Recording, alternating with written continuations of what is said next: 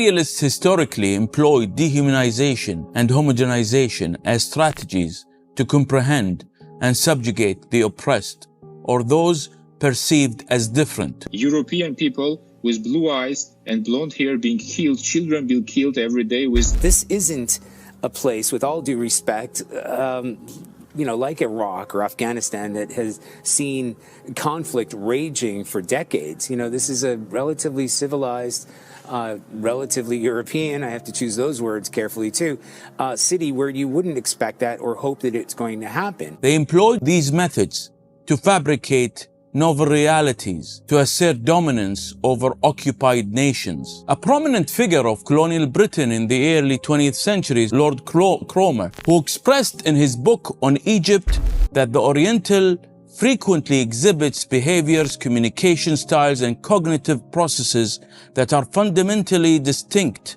from those of the Europeans. The idea that Oriental people are seen as fundamentally different from others has been used as a justification for committing terrible acts and to support the goals of expansion and oppression. It is thought that we are congenitally brutal, monstrous, and prone to be terrorists. Just like that, we are born with these monstrous traits, not because our nations are oppressed and killed almost on a daily basis by the occupied forces in Palestine. Gaza is suffering from the longest occupation in modern history. According to international laws, it is and has been occupied since 1967, 56 years, more than half a century of bloody occupation. The collective punishment exerted currently on more than 2 million people living there on one of the world's most densely populated areas is something humans have never seen in modern history. It is a continuous act of oppression that is exerted now over generations of Palestinians. Remember this footage. Mohammed Jamal, the child that was murdered by the Israelis in his father's lap 20 years ago.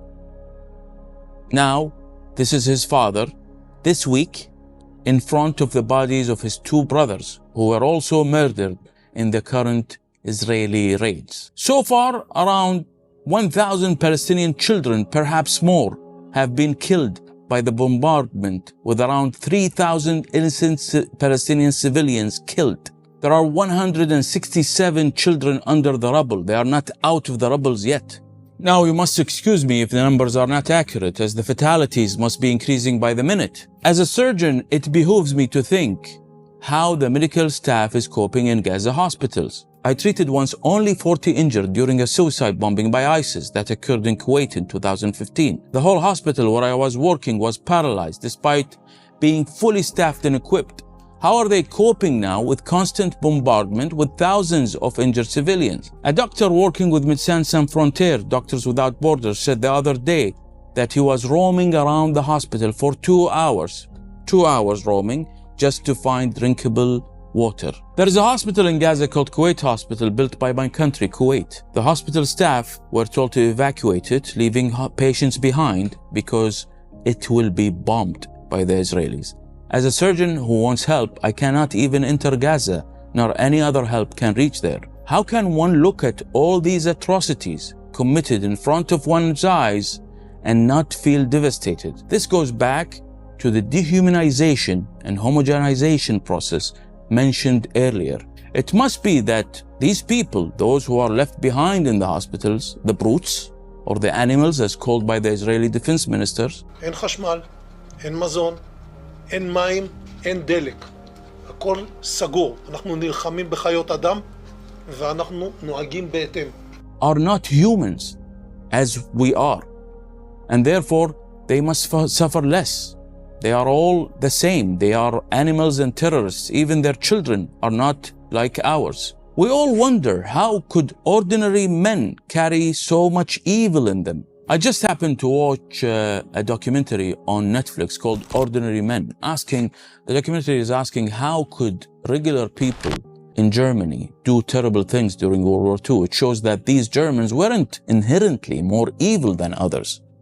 Propaganda and the media, however, convinced them that the innocent Jews were less humans than them, which led them to commit these atrocities. What we are watching and have been watching by the minute on our smartphones and social media of daily suffering in Gaza as something that we can't see except in World War II documentaries. It makes us all participants in what's happening there. We cannot say to the future generations who will for sure ask, why was this allowed, that we didn't know or we didn't care. It came by the minute to us. This is making all the ordinary men who are watching these atrocities committed accountable for future generations.